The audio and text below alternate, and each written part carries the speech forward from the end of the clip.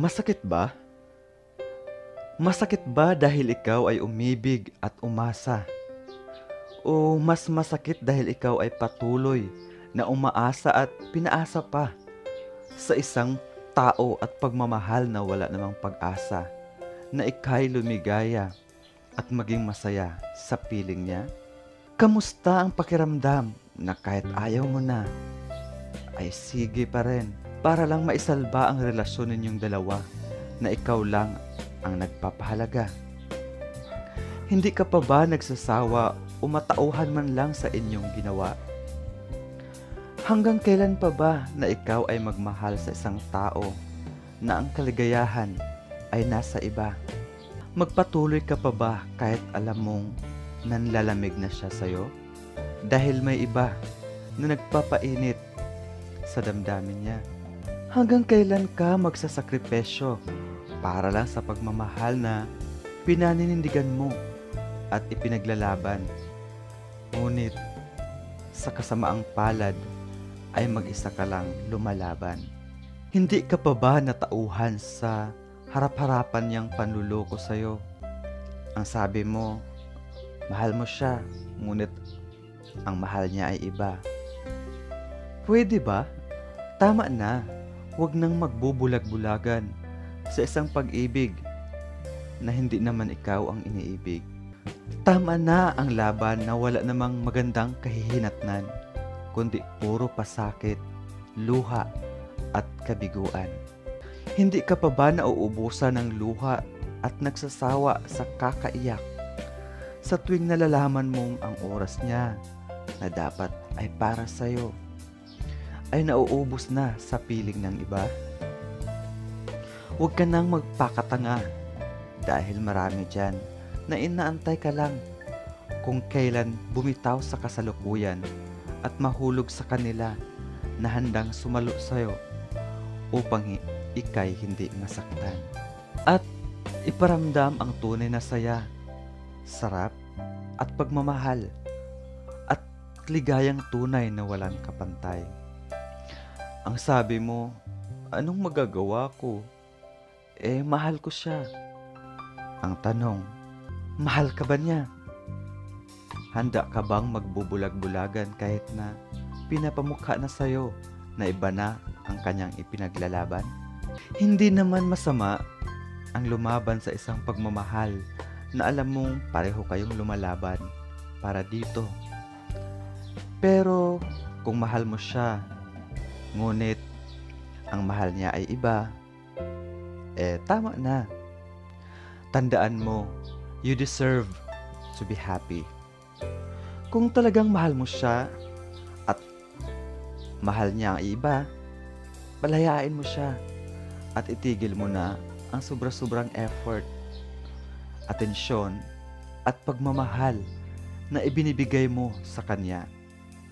Baka sakaling pag nawala ka, ay doon niya mapagtanto na ang taong pinabayaan niya ay tanging yaman niya pala na ginto. At bago sumuko ay ibinaba ang sariling halaga nito para lang manatili ka sa kanya. Tandaan mo, ikaw ang nagmahal ng todo at hindi siya. Kaya pag lumayo ka, hindi ikaw ang nawalan kundi siya. Sa susunod na magmahal ka, siguraduhin mo muna na buo ka na. Para kung sakaling iniwan ka niya, ay walang mawawala sa'yo. Dahil bago pa man siya dumating sa buhay mo, ay buo at kumpleto ka na. Mahalin mo muna ang sarili mo bago ka magmahal ng iba. Dahil ika nga sa kasabihan, hindi mo alam magmahal ng tama kung mismo sarili mo ay iyong napapabayaan. Umpisahan mo ang pagbabago mismo sa sarili mo. Bago ka magpahalaga ng iba, ay alamin mo muna ang halaga mo. Huwag maghabol sa taong iba naman ang hinahabol. Huwag mong kalimutan na mahalaga ang sarili mo. Sabi nga nila at sa kanta, ang pag-ibig ay parang lansangan na pandalawahan. Kaya kung napansin mong mag-isa ka lang umibig sa isang pag-ibig na iba naman ang iniibig, ay panahon na para bumitaw. At sa ganon, bago pa man lumalim ang ugat ng pagmamahal mo ay nakamove on ka na. Kaya tayo ay patuloy na nasasaktan dahil patuloy na ibinabaliwala natin ang ating halaga at karapatang lumigaya sa piling ng iba. Antayin ang taong tunay na may paninindigan at malasakit sa iyong nararamdaman. Magmahal ka sa isang tao na ang tanging alam ay paligayahin ka at ibigay ang tunay at buong pagkatao niya sa iyo para lang magkaroon ng katuparan ang hinahangad mong tunay at wagas na kaligayahan. Matutong lumaban sa isang pag-ibig kung sigurado ka na ikaw ang iniibig. At matutong bumitaw sa isang pagmamahal na iba naman ang minamahal. Laging tandaan na ang tunay na pagmamahal o ang taong tunay na nagmahal ay bulag ang mga mata para sa iba. Dahil ang puso at damdamin niya, lalo na ang mundo niya, ay umiikot lang sa iyo. Hindi mo siya kailangang bantayan dahil alam mo mismo sa sarili mo na sa'yo lang siya masaya at ang tanging kilala ng puso niya ay ang puso mo. Dahil ang mundo mo at mundo niya ay umiikot sa isa't isa. Kung halimbawa may bagong darating na pag-ibig, huwag itong sunggaban ng agad-agaran na tila ikaw ay takot na mauubusan. Tandaan mo na ang isang tao ay hindi mo makilala ng buo kung hindi mo ito makakasama at makilala ng matagal. Kaya dapat obserbahan at kilalanin muna, kilatisin, kaliskisan bago pa man ikaw mahulog sa bitag ng kalandian. Huwag mo siyang ikumpara sa nakaraan mo dahil panahon at pangalan o estado nito ay maaring malayong malayo na ito. Sapat na natuto ka sa kabiguan ng iyong nakaraan. Pero, hindi ibig sabihin na baunin mo ito sa panibagong pag-ibig na iyong kikilatisin. Patuloy na magmahal, ngunit iwasan maging pabebe at hangal. Dahil yan ang ikasira sa panibagong pag-ibig na nakamtan. Patuloy na alagaan at kasasabikan ang bagong yugto ng iyong buhay at pagmamahalan.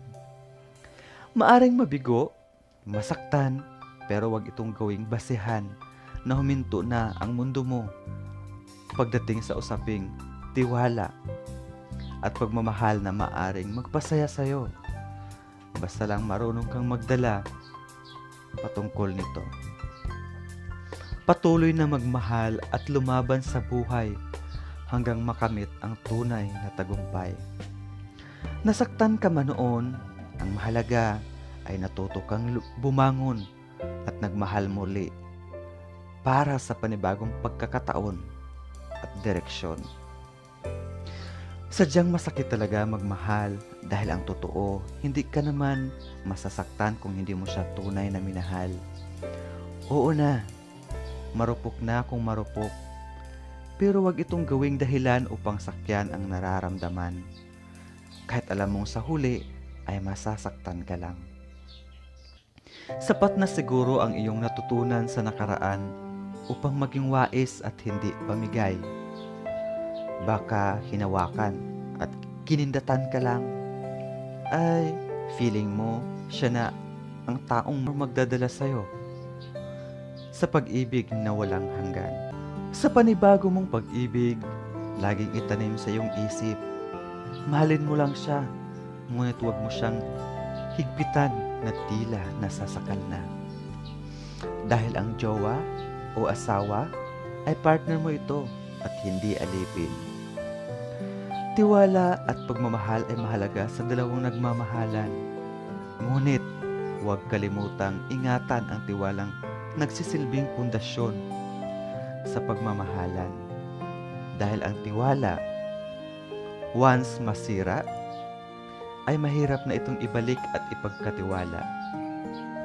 Ika nga, ang tiwala ay kusang ibinibigay, hindi ito hinihingi. Kaya pag ito sa'yo'y inialay, maswerte ka. Dahil bihira lang ito sa buhay, kaya alagaan at ingatan. Ang pagmamahal ay parang halaman na kinakailangan nito ang kalinga at syempre, dinidiligan. Kinakailangan pa na pinupusuan at nginingitian.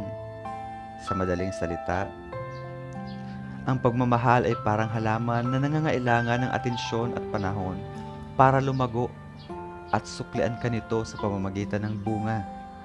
Tulad ng pagmamahal na tapat, tunay at buong buo bilang ganti nito. Sa relasyon, iwasan maging abusado. Ang totoong nagmamahalan ay walang talo at panalo. Walang matalino at bobo. Dahil ang pinakamahalaga dito ay ang laman ng puso mo. Iwasan ang kasakiman at anderan upang hindi mauwi sa hiwalayan.